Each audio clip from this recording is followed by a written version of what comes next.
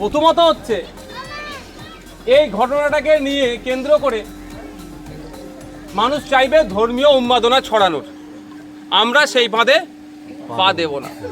আমরা দুর্গাপুরের মানুষ, আপনারা যারা, দুর্গাপুরে একটা ঐতিহ্য আছে, ইতিহাস আছে, এটা সম্প্রীতির মাটি, ঐক্যের মাটি।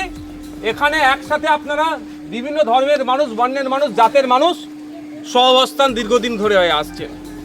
কিছু রাজনৈতিক কুচক্রীরা, রাজনৈতিক কারবারিরা এই একসাথে আপনারা বসবাস করছেন, এটাকে তারা নষ্ট করতে চাইছে, ধ্বংস করতে চাইছে। সেই ফাঁদে আমরা পা দেব না।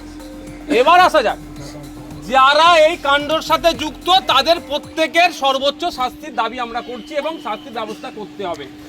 ওই লোক দেখানো দুজনকে অ্যারেস্ট করে যদি মনে করে এখানকার প্রশাসন, এখানকার এমপি যারা আছেন শাসক দলের, যে এদের বুঝিয়ে দেবো দুজনকে অ্যারেস্ট করে নিয়েছি, এই গল্প অন্তত আমি শুনবো না।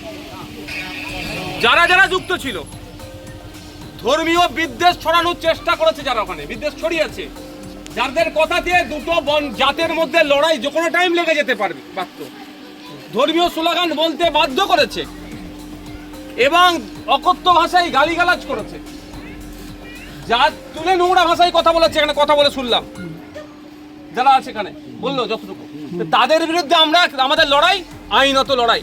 লড়াইটা প্রশাসনকে দিতে হবে। প্রশাসন যদি এর মধ্যে কারো কথা শুনে, সে শুভেন্দু অধিকারী হতে পারে, মমতা ব্যানার্জির কথা শুনে যদি ওই যে যাদের নামে ডাইরেক্ট নামগুলো শুনেছে, কি কি নাম, পারিজাত গাঙ্গুলি আর দীপক দাস, পারিজাত গাঙ্গুলি আর দীপক দাস, এফআইআর এ যাদের প্রথম দুজনের নাম আছে, তাদের দুজনের মনে হয় একজন এখনো গ্রেফতার, একজন হয়েছে আর একজন হয়নি। যার এক নম্বরে নাম আছে হয়নি। হয়তো শুভেন্দু অধিকারী মমতা ব্যানার্জির মাধ্যমে ফোন করে বলেছে যে ওটা আমার আদরের ছেলে, ওকে গ্রেফতার করবে না, হয়তো গ্রেফতার করেনি। কিন্তু আমি আপনাদের বলে যাচ্ছি, আমি এক সপ্তাহ টাইম দিচ্ছি, যদি ওই কালপিটটাকে না গ্রেফতার করে, তাহলে এর জবাব আমরা গণতান্ত্রিক প্রক্রিয়াতে দেব।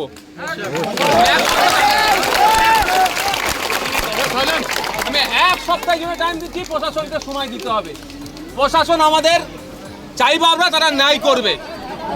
ছাতা লাগবে না, আমার বাপের মেরে মাথা ফাটিয়ে 8টা সেলাই করে দিল, আর আমার মাথায় ছাতা, আমার ছাতার দরকার নেই।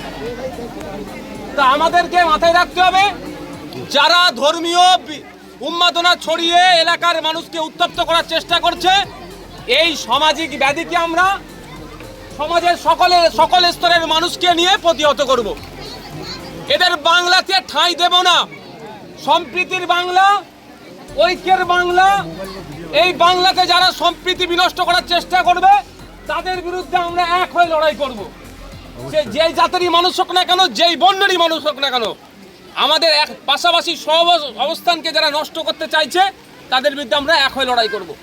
তাই আমি অনুরোধ করব, কারো পাতা ফাঁদে আপনারা পা দেবেন না।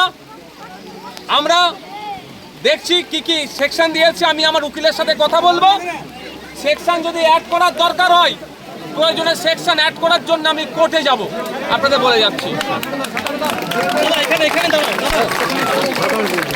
আপনারা বৃষ্টি হচ্ছে, উঠে যান, বৃষ্টির পরে কথা বলছি। পিস নিউজ বাংলা, সত্যের পক্ষে, শান্তির পথে।